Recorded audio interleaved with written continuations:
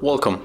If you are looking for the downloaded files in your Hammer Iron 3, in a few steps I'm going to show you where you can find it. So for the first we are going to download something.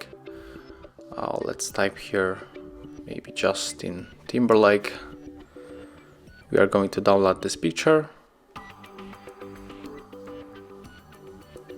Click, hold, tap on the download, click continue, confirm to allow the access.